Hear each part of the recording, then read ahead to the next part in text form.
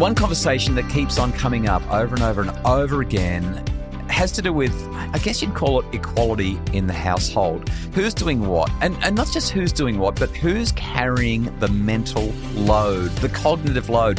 Who's the one that's remembering when sports day is, when library day is, when piano lessons are, when swimming lessons are, and what we're supposed to be doing on Saturday morning, and who's bringing what to the barbecue? The cognitive load consistently falls upon women. Today, my special guest is an expert researcher from the University of Melbourne who studies what's going on in families when it comes to who's taking on the household mental load. Hello and welcome to the Happy Families podcast, real parenting solutions every day on Australia's most downloaded parenting podcast. My name is Justin Coulson. Today, my guest on the podcast is Professor Leah Rupaner. That's how you'd say it if you're American. I'm just going to go with Professor Leah, or maybe just Leah. Is that okay, Leah? Just Perfect. Okay. Professor. That's my Instagram handle because I know no one can do that last name. Don't worry, you're not alone. I love the Rupaner, though. I'm going to try it. Well, no, I should be gentle and polite about it. Leah is a research professor at the University of Melbourne who studies how modern families work. Her research focuses on gender equality, mental load, and how the demands of family management impact women's lives and careers. I think this is fascinating. Kylie and I talk about it all the time. In addition, Leah is the podcast host of, I haven't listened yet. I feel really guilty, but I only just found out as we began our introductory conversation just now, a podcast called Misperceived. Leah, what's that one about? So I am an academic. I'm Australia's top sociologist. Last year I was Australia's top gender scholar, and that is just me bragging. That's the first intro. It's a nice flex. Thank you. And what I was really committed to doing is how do we take research and make it tangible? How do we take research and translate in a way that's really easy, digestible for people who don't really have enough time? So they're 10, 15, maybe 20 minutes unpacking research on things like, can women actually multitask? Do men who do more housework get more sex?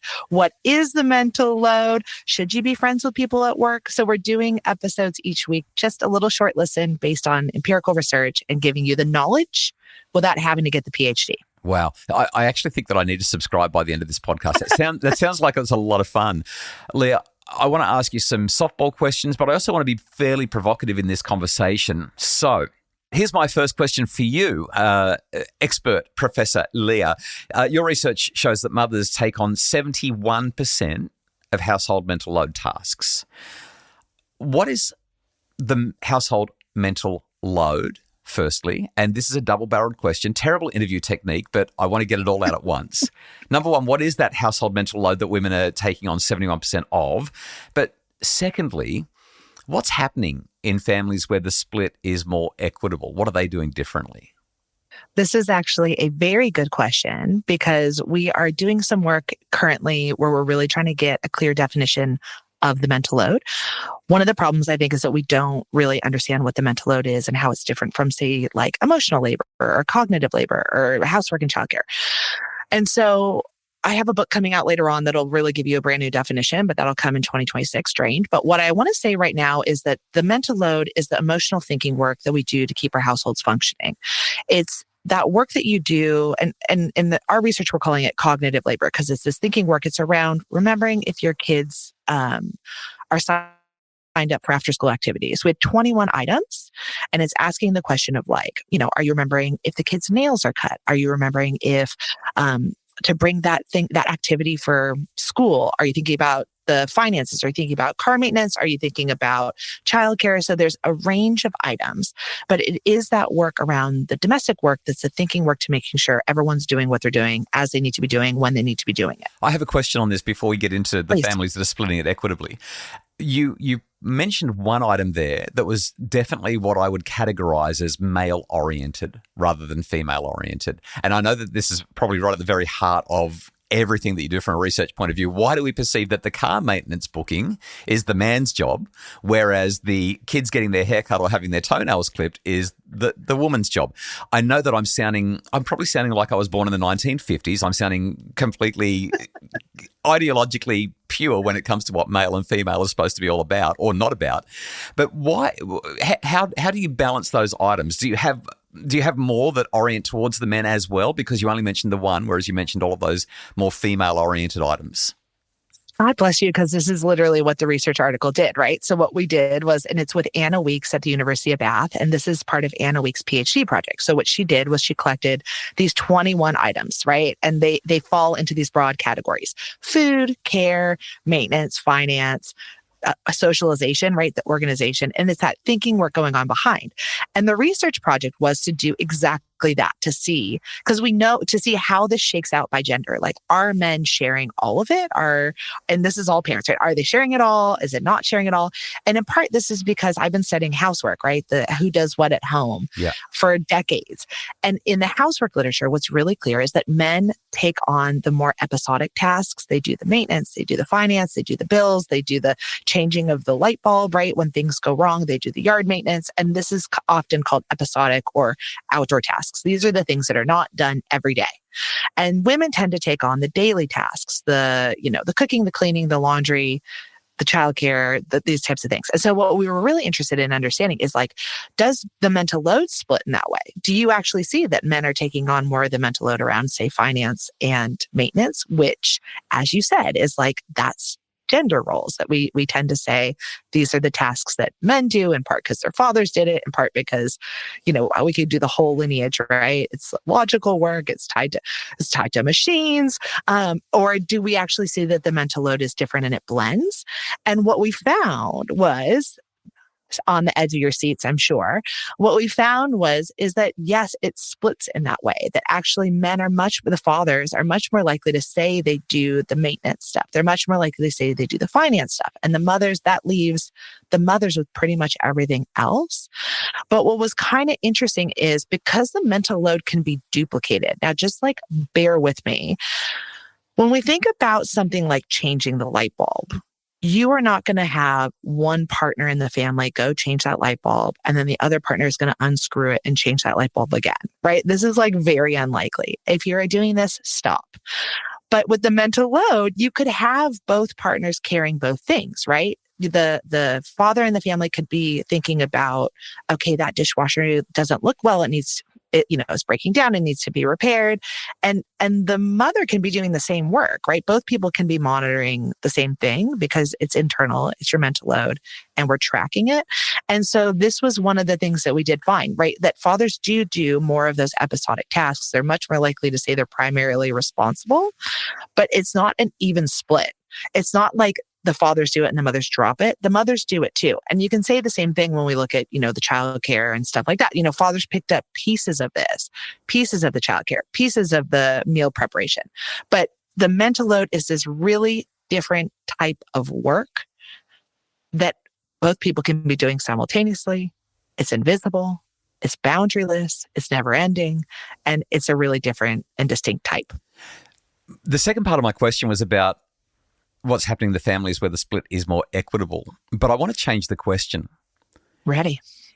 For two reasons. What you've just highlighted is kind of a light bulb moment for me when I've talked about mental load, because my expertise is in psychology, not in household domestic labor and cognitive wear and tear. It's just occurred to me, Kylie and I worry about the same things.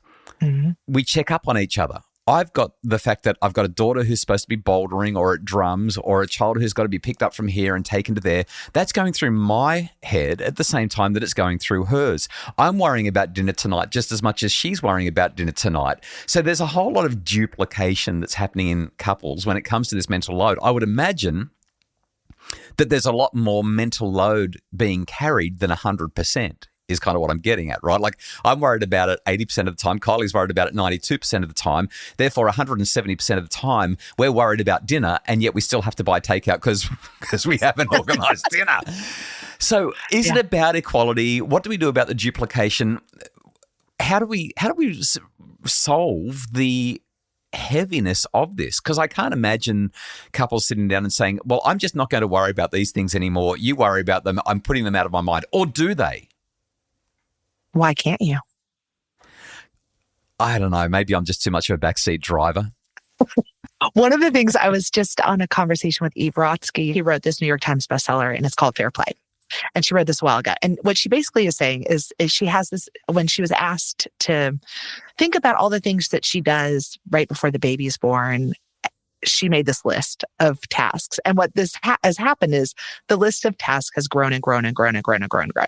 So if you think, what do we do at home? Like, if we broke everything we do down into tasks, what does it look like? And so what she's done is she has this deck of cards, right? Where you sit down with your partner and you can buy them on Amazon and you allocate them based on who does what. I load the dishwasher from its top to bottom minutia, right? And her argument is you have to take the whole task. You have to take the whole task, including the mental load. And you have, that is it. So when you said to me, we're duplicating, I'm having this light bulb moment. I think many people listening will have the same light bulb moment because I think we don't think about the mental load. We're doing it, we're in it, we're swimming in it, but we're not cognizant of it.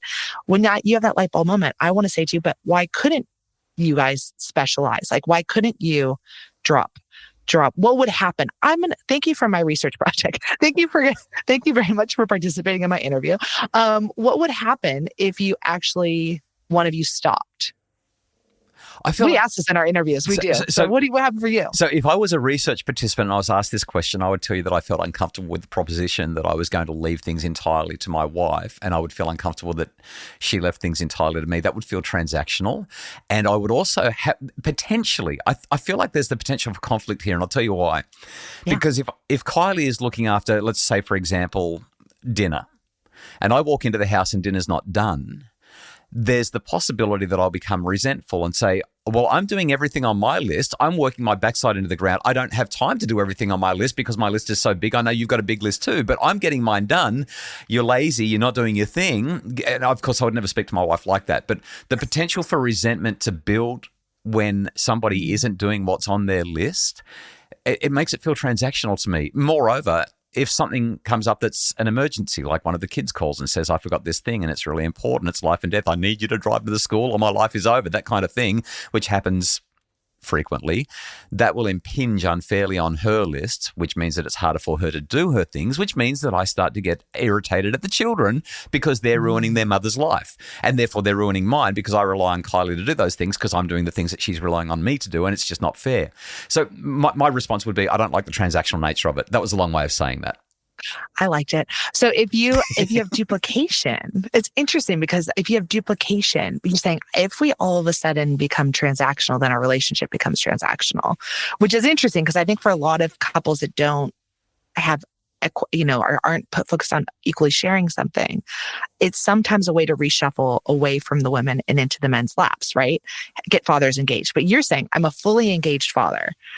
And actually, I like to have this equal share because otherwise I feel like it'll create tension. Well, I don't even think that our share is equal. I have no idea, and that's because I don't keep score. But what I do have, and this is my opportunity to virtue signal and tell everyone how great I am. So forgive me for being a little bit all about me for a minute. But my orientation when I walk into the house, unless I'm absolutely exhausted and just need to pass out, which does happen from time to time, we all have those days. But my orientation is, how can I serve? Who needs me? What can I do? Oh, the dishwasher needs unstacking. Well, I'll do that. And I'll call a couple of the kids in because they need to contribute and we can be together while we do it. At nighttime after dinner, we do this thing called all in, which is literally what it sounds like. We're all in the kitchen and we're cleaning and we're putting away, we're washing dishes. We don't use the dishwasher. We wash them and dry them and put them away, and the vacuum cleaner comes out and the benches are clean and the food's put away. It's all in. So the orientation that we've tried to instill, the family culture we've tried to create, is one of, let me see the opportunity to contribute rather than that's not my job, which is a sentence that if I hear, I kind of crack it. I love this. Actually, we Haley Swenson, we're doing some live interview podcasts that will come out later on. But one of the things we're trying to do is help give families like concrete tools to help reduce their mental load, right? Like, how do we help people understand how AI could help you? How do we help them understand, what you can do on a day-to-day task? And Haley Swenson, she's at New America, and they have this Better Life Lab, and they're doing these experiments where they're trying to give people actually concrete like worksheets, and one of the things you're saying, the all in sounds like something that she was talking about. Like they have an experiment like this where it's like everyone's involved. So everyone can see what's going on. everyone comes together for a period of time to go all in to do a task. And at the end, the mom says, then we bake cookies, like we put cookies into the oven and we all come together. And while the cookies are baking for 30 minutes, we're all in the kitchen or in the house doing everything. Love that. And then at the end of the 30 minutes, you get the cookies, right? And I thought, what a beautiful way to create family bonding, but also raise visibility about what's being done in the house, right? Shared responsibility in the household. And so I think that all in is an incredible tool for people who haven't heard it or haven't used it. And it seems like it really does work. Am I right? It does. And we make it fun because sometimes the kids come in pretty grumpy and they don't want to do all in, but we play games, we talk about our days, we engage in constructive conversations. You've raised two things in your quick response there that I need to ask about. The first is the invisibility of the labor of others. The children consistently say to me, you always make me do all the work. My sisters never do anything. My response to them is, you don't know what they're doing. You don't know what I'm asking them to do. You're only aware of yourself. Talk to that idea, because I'd imagine that's right in the sweet spot of the research that you do. Yeah, absolutely. So in 2020, I published an article with Liz Dean and Brendan Churchill at the University of Melbourne. And one of the things we were really trying to understand is, how is the mental load different from cognitive or emotional labor? So just bear with me because I'll be a little bit of an academic right now. So when we think about the type of labor that you do, you might do cognitive labor like thinking work. This could be keeping a track of everything that needs to be done. It could be a list, tracking. This could be making a list, for example, of what ingredients we need for dinner. Cognitive labor, thinking work.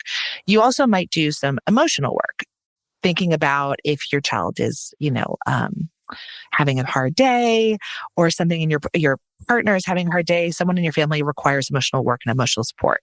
These are two types of work that you're probably doing every day, all day long. Then you're also doing paid work you're getting paid in your job if you're working, or you're doing domestic work, which again is work, but is unpaid childcare and housework. And these are kind of four types of labor. And one of the things we talked about was that the mental load is something different. It's when thinking work becomes emotional. So it's this idea that it's the coming together of emotional thinking work. And that's what makes it heavy. And that's what makes it a load. So it's not just, did we remember to, buy the milk? It's more, did we remember to buy the milk? Did we get the right type? Actually, are the kids going to be able to have cereal in the morning? If they don't have cereal in the morning, they're going to start their day off terribly. What am I going to try to find? Right? That's the emotional thinking work that you can see kind of goes in different directions. In addition to that, we said that the mental load was three things. It's invisible, which means it's done internally. It's in your brain. You cannot see when people are doing mental load work or work. You might right now, as I'm talking, be thinking what's for about dinner? Something else. Yeah, that's right. Like yeah. I might have triggered do we have enough milk? Am I going to have to go to the shops and get the groceries for that amazing recipe we're going to cook tonight? Exactly. Yeah. Exactly. And one of the things we're trying to get at is how do you measure the mental load? Do you measure it in seconds? Do you measure it in minutes? How do you do that? Because it comes like a split second, right? Zoom into your brain and you're derailed. And it can leave just as quickly, but you're still derailed. So it's invisible. It's invisible work. It's boundaryless. And what we mean by that is if you have unfinished laundry or you have dishes that are dirty at home, you are not carrying your dishes into work. You're not like, hey, everybody, sorry, I just didn't get to finish these 15 dishes. So I'm going to bring them and stack them in the work dishwasher, right? You're not doing that. And that means that kind of work is bound to a space and a place. It stays at home. But yes, it does, but it doesn't, right? You carry it in your head. You're like, when I get home, I've got to do this and this and this. So you're not bringing it to work, but you kind of are. You're bringing the mental load of it to work. Yeah. You're not correct. Absolutely. You're not going to bring your physical dishes, but you'll bring that mental load to your job. Exactly like you said, right? Oh God, I got to go home. Dishes are there. So that's where it doesn't sit in one spot, right? It's not tied to a place or things or people. It goes with you everywhere you go. On walks, in the bath, wakes you up at night. You take it to work. You take it when you're at some place where you're trying to decompress. It goes with you everywhere. And then the last thing is it's enduring because it's tied to the love and care of people you love and care about. When do you stop having a mental load to your children? when you die, like, right? Like when you die, Oh, that's so optimistic, isn't it? it'll never end, right? It just morphs. And Yeah. so that invisibility is what makes it like all these three characteristics of invisibility, emotional thinking work that is invisible, boundaryless, and enduring, I think is what makes the mental load so pernicious, like so potentially damaging. It also can be really beautiful, right? I mean, in our interviews, we're hearing things like, when the mental load goes well, when I've done all that planning work and there's joy in my family, oh, it's the best feeling. So it's not all bad. I don't want people to be like, the goal is not to have a zero mental load, but the goal is to understand what it is and think about when it's bringing us value and when it's draining us. When are we duplicating and when are we not? How do we use it more effectively?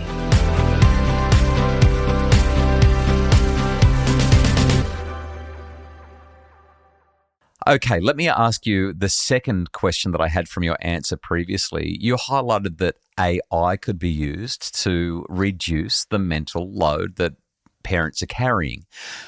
Kylie and I have experimented a little bit with this in terms of having AI put together an itinerary for a family trip, help us to work out some fun activities on a weekend, because every now and again we just don't want to think about what to do. We just want to be told what to do. And even finding recipes or having AI sort of cheat a little bit for us. Is it cheating? I don't think it's cheating. It makes some shortcuts so that we don't have to carry the load. What's your take on AI's newfound intrusion or implementation in family life? I think what you described is perfect. It's a tool. Use it effectively to your benefit, right? Like the AI, I think, has the potential to be an important solution. And what I'm really committed to, we're doing a research project and we're doing it with Goldie, who's an app that's taking generative AI and helping to read parents' emails, correspondence, calendar invites, and seeing if helping that kind of break it down and then put it into your calendar, right? I like this, and I'll tell you why. I just delete the emails. Me too. I don't even read them. And I know schools tell me all the time this is a problem. So what's it called? Goldie, and it does that for me. Yes. Yes, it does. Okay. And if we think about the fact that Google, or like if Google, it's funny because I'm writing this book, right? I'm there at the computer, blah, blah, blah, blah, blah, blah. And I write this thing where I say, I think one of the great solutions is if things like Google, who they can read our email and they can tell me when I haven't replied to anything, when a bill is due, when something needs to be done. Why can't we take this and move it into family life? And then all of a sudden, someone sends me this beautiful thing about Verity Tuck, who started Goldie, who's this woman founder and is, stepping into the world. And she's done it. She's done it. She's built the app that can do it. So I think, like, how can we think about, this is one of the powerful things. How do we think about the ways in which we use AI in other areas to create efficiencies? How can we help it to lighten the family elements? And this is one example of a technology that can do that. I'll just, if you will indulge me for one more second. One of the things I'm working on now is, and we did a little pilot of it, is how do you give Goldie's one solution, but it's not the only solution. And so how do we help understand the suite of solutions? So what we did was we gave parents money. We gave mothers money to see where would they spend it, what would they do, and how would they allocate that resource to lighten their mental load. And this, I think, is what we need to do more of, understanding the range of things that are on the market, coming together with good ideas, like the everyone in the kitchen moment, right? Sharing them across, having them in one spot, because there's not going to be a single solution to this problem. So if you can have a range of solutions and you can see what they are and you can see what's worked for other people, you could then adopt what works for you at whatever moment in time. Let's stay on this theme. I read that nearly 3,000 WhatsApp messages land in parents' WhatsApp groups every single year per child. That must be adding to the digital load, because I would guess that it's the mums, not the dads, that tend to be in the WhatsApp groups. What's that doing in terms of adding to mothers' mental load? What's your research showing? It's interesting because we asked this question in our interviews, or let me say it a different way. This question came up in our interviews again and again and again. And the idea is basically that schools are a huge generator of correspondence and a huge drain on parents' mental load. One of the things we're hearing from the interviews is like, Mothers can't escape it, even if they put the fathers as the contact person. We had one mother that said, like, I am in a secure location because of my job, which means literally my cell phone does not work. And yet the school calls me, even though the form says to call the dad. But let me be clear. I'm not here blaming schools, right? I think schools have an incredible pressure on them to be everything to everyone at all moments in time. And I understand why schools are making the decisions that they're making. But we can see the ways when you asked me that question of like, at the start of it, how do we understand why certain things get allocated to mom and certain things get allocated to dad? That is one example of gender norms that have mothers as like the primary contact person. That then even if the directive is do not call me, call him, she gets called. And so I think it's thinking about ways in which, so we heard this a lot, that schools generate a huge amount of correspondence, that it's not just coming from the compass. I don't know what your children have, but like the compass, like constant stream of that kind of stuff that comes at the most inopportune times across the day. You get a letter from the math teacher, you get a letter from the English teacher, you get a letter from the principal, you get, right, the volume of correspondence, but then also it goes into the groups. And then what happens if you don't monitor them? What happens if you miss something? And the parents are worried that their kids are going to miss out, right? That's going to be a missing out. So I guess in summary, what I want to say is huge amount of correspondence, drain on the mental load, difficulty to put up boundaries, because how do you put up boundaries to the constant stream? And then a worry that if I do and I forget something, the person who suffers is my kid. Yeah, like I said, I delete them. I don't have the headspace for them. I travel a lot for work, so I'm not the person who's going to be implementing 99% of it anyway. I also tell Kylie to delete it. My guess is if it's really important, my daughters will already know about it. But it's something that she refuses to do. She says, no, I'm keeping the emails. I've got to stay across it. But then she also tells me that she has 600 unopened emails in her inbox, because who's got time for all of that? I look at this and I mean, I hear you talk about an app that can do this for you, and I think there's actually some good value in that. I think that could be worth playing around with. Okay, the very first question I asked you, I ended up changing, but I want to come back to it for a sec. This idea of equality, is it the right idea? Should we be aiming for equality? Is it about both doing 50% of the load? How do you even measure that? Is the whole concept flawed? Or is it something that is both desirable and attainable? Or are we just worrying about the wrong stuff? This is like a very difficult question. So my brain went to 13 different things. Get ready. Okay.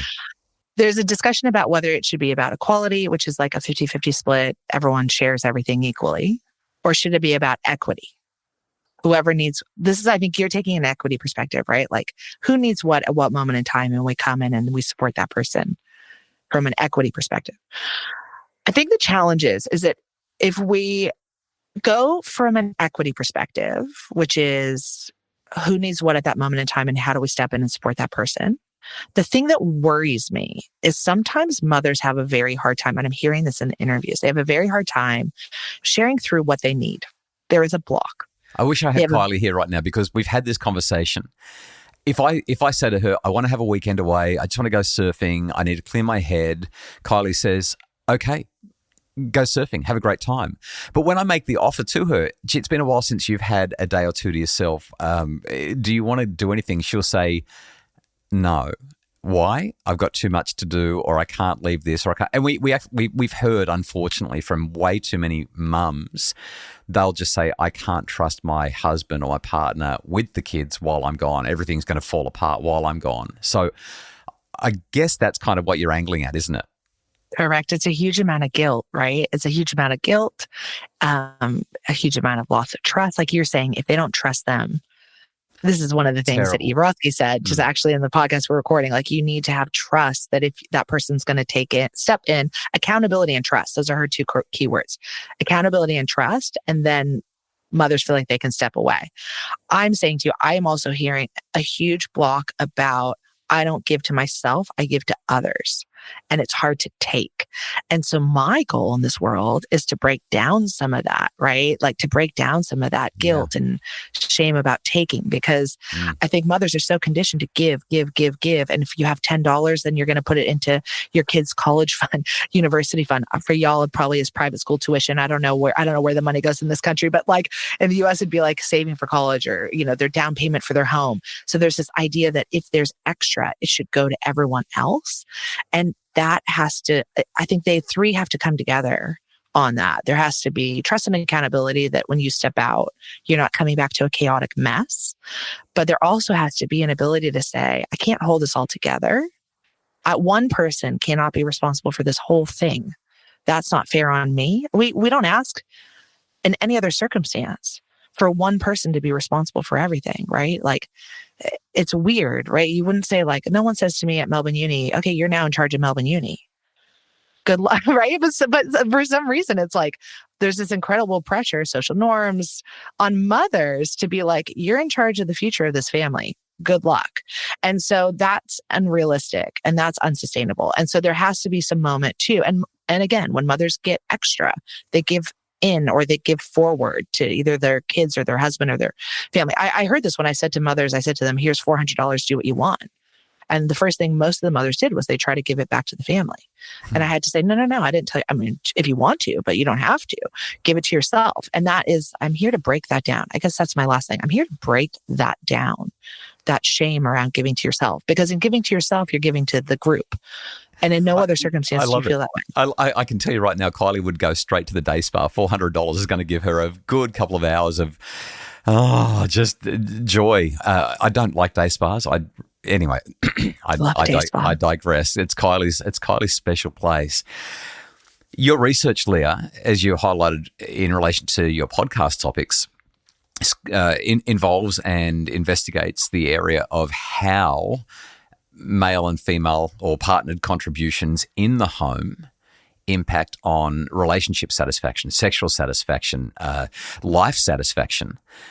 Tell me, for men who contribute more, do they get luckier? They get it all. Let me tell you something. They get everything. Oh, yeah. I'll tell you and the research, like I've done across the research, they get better sleep, right? Like if you live in a more equitable, gender equal society, let me tell you the things you get. You get better sleep or high quality sleep. You get better health. You're less riskier decisions. They're less likely to make riskier. They're less likely to die. The sex question, it's a little bit murky on that one. But they have more sustained relationships. They have more life satisfaction. Their partners are more satisfied. I mean, I think the weird thing is like, we often think about this, and I talk a lot about this and have for decades, but like we think of, the conversations are often pitted like men versus women. And it's like, the answer is actually these social norms that tell men, you need to be solely responsible for bringing in all the money for the family. You know what? Rising inflation, I don't know, work harder. You know what? Global pandemic, work harder. COVID-19, just dig in and work harder. It's detrimental to men. They're traps for men too. And what we're hearing is men are like, I want to be there with my partner. I want to be there with my kids. I want to work less, but I don't know how to do that. The incredible pressure of like, I want to be less focused on work, but I don't know how to do that because I have this simultaneous pressure to be focused on work. And I'm worried. We have a study, I could be here for like 4 hours, but we have a study where we actually looked at what happens when men take a career gap. What happens if we put in their CV a gap for caregiving? And we found that the men get punished more than the fathers get punished more than the mothers. And in particular in men-dominated industries, like we fed them through algorithms, right? And just saw what happens. This is a project with Sheila Njodo, Mark Chong, and Leah Furman at University of Melbourne. And so the consequences, the structural consequences for men stepping into care can be serious. And it makes sense that they're hesitant. They want to be equal carers. They want to be equal sharers. They want to have lives where they can be connected to their children emotionally. They want to be actively engaged. And until we start to shift work, shift our policy structures, and understand that like men aren't insane on this, they're just looking at the world and facing pressures too. And that's stressful for them too. It's not men versus women. It's us together to help create worlds in which everyone can step into love, life, laughter, care, and enjoyable experiences. That's my goal. Much of the conversation has been centered around women and the load that they carry. As a man, listening to what you're saying, I'm feeling like I'm getting goosebumps and thinking to myself, this is something that I hear men say all the time. They'll say, nobody understands the load that I carry as a man, especially in single income families. Yeah, having to provide and provision and protect and do all the things that men are quote unquote supposed to do, even if that sounds a little bit archaic. There is that masculinity drive to do those things that men have done across cultures and across millennia. But I'm also supposed to show up and have the energy to do X, Y, and Z when I get home and be willing to have the input and the emotional burden that lands on a man's shoulders when he walks in the door after he's done all the stuff and gone out and slain the lion every day, which he's supposed to go and do, or the elephant or whatever it is. I've had men literally look at me and almost weep as they say, I just don't know if I can keep doing this. It is such a heavy load. Now, I'm not trying to make it sound like life is extra hard for men or anything like that, but rather the cognitive load that we've been talking about, this idea of a household mental load. It seems like, especially in a single income family, if we only focus on who's doing what at home, this might be a bit provocative, but if we only focus on the split at home, it will look like men are loafing. And yet the men that I speak to, specifically those who are in single income situations, are doing anything but loafing. They are absolutely killing it. So let me ask you this. If both parties are happy with the split, and I mean genuinely happy, if both are feeling satisfied with the split, there's no coercion, there's no manipulation, there's no martyrdom occurring, if both in the couple are happy with the split, do we have a problem? The first answer is no. The only thing I want women to think about, right, in their relationships is when women step out of unpaid employment, there's a lot of long-term consequences for them, especially if they end up divorcing or separating from their partner. Right. So I always want women to be thinking, like, in the end, if I think that there are multiple family forms, that what works for you at point for this person may not work for the other. What works for you at point A may not work at B, C, and D, right? Like, but I want women to, as they're thinking about making these decisions, to go, okay, what does it mean for my superannuation? What does it mean for my long-term earnings? And what would happen if we actually split? What would it look like for me? And if in making those decisions, if in thinking about those things, you're like, no problem, right? I can be independent. I have enough financial resources. Great, do whatever you want. But having the knowledge, my goal is always to give women as much knowledge, and men too, as much knowledge as possible, so that they're making informed decisions at key pivot points. There's these pivot points, right, where we end up on different tracks. And so if you have all the information at that point and then you make your decision, great. Whatever decision you make, perfect. But let's make sure you have all that information. But in terms of what men are doing, so in our study that we just published in Journal of Marriage and Family with Anna Weeks on the mental load, what we found is in single households and non-partnered parents, it was exactly as you said. The men did. There was no difference. The mental loads were similar between single moms and single dads. So the men stepped in, right? And they did it all. And so you're right on that. Like, you're right that you're right, there is. And I think you're also right that, like, the problem happens sometimes when we point the finger at each other. It's hard because I can see that mothers are overwhelmed. Everyone's burnt out right now. And we show that in our research too. Australia is like experiencing this great burnout, especially post-pandemic. So how do we think about this as like a public health problem? And then if we have a public health problem where everyone's burnt out, how do we make sure we're supporting men's mental loads and women's mental loads? It may look different. The composition may be different. But how do we make sure we're understanding that composition and then giving the supports as necessary? And how do we have honest conversations about that? I was about to say, it feels to me like this is about couples talking to each other, being transparent, being vulnerable, having real conversations, and looking for opportunities to contribute. That's what I'm hearing, and that's where the satisfaction is. That's why both the men and the women who are in those relationships sleep better at night and have better life satisfaction and marital satisfaction and so on. Okay, last question for you. This podcast is about giving parents real solutions. In some ways, this has been quite an academic discussion. We've been talking about research and what we see in terms of this family is doing X, Y, and Z and how that's playing out in their lives. If you could pull out your favorite solution, your number one solution from the bag and guide us to it so that we can have the kind of life and family and marital satisfaction that we all crave, what would you recommend? You're going to hate my answer. I'm sorry for what's about to happen. You're going to need to buy my book next year. Right. Well, that's a long time. Can you give us something? I know. 2026. We can, because when your book comes out, I'll get you back on the pod because I think it'll be another. There's so much we haven't talked about that we could.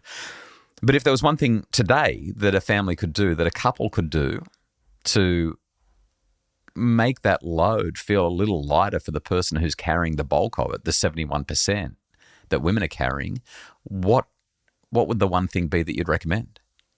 Let me be clear too. I would love to tell you the solution I give you in the book because I love telling everybody everything. And I'm always like, I have to put handcuffs on my mouth, tape my mouth because I'm always like, let me tell you what I found. I think, but until then, because I'll probably be busted by every editor and publisher in the world. Until then, what I think one thing to do is I think what you said about I think coming into it being like, okay, I don't think we totally understand this work right? Like, I don't think people have a good understanding exactly of what is the mental load, what is the cognitive labor. Even the fact that you said in this conversation, like, I had a million light bulb moments, which means I'm saying something to you that you haven't heard before, right? So I think understanding that at this moment in time, we are not having quite the right conversation about this because we don't yet have the language for it. And so trying to work as a couple in terms of communication to really hear without the resistance coming behind, take the 20 years of baggage and drop it for 1 second and come in and listen. I think that's the first step, to hear it, to understand it, to ask questions, to remain curious, and to acknowledge that what you're carrying and what I carry are two different things, but they're equally heavy. And that start, I think, is the start. I'll tell you that in my book too, but you have to wait till 2026. And I'm going to add, mums, when you get the opportunity to breathe or you get someone give you $400, run with it. Run with it. Take it. Do something with it. This has been such a fun conversation. So glad to spend some time with you. Professor Leah Rupanna is a research... Sorry, I had to do it. You did great. Professor Leah Rupanna is a research professor at the University of Melbourne in sociology, studies how modern families work, and her podcast is called Misperceived. Perfect. And you can find, I have at Prof. Leah, because no one can do my last name, and at Misperceived handle on Instagram if you want me to tell you how great I am every single day. Great stuff. We'll make sure we link to all of that in the show notes. Great to be with you. Thank you so much, Leah. Thank you for having me. The Happy Families podcast is produced by Justin Rulon from Bridge Media. If you would like more information and resources to make your family happier, check the show notes for today's episode for everything that you need to know about Professor Leah Rupanna from University of Melbourne, or visit happyfamilies.com.au.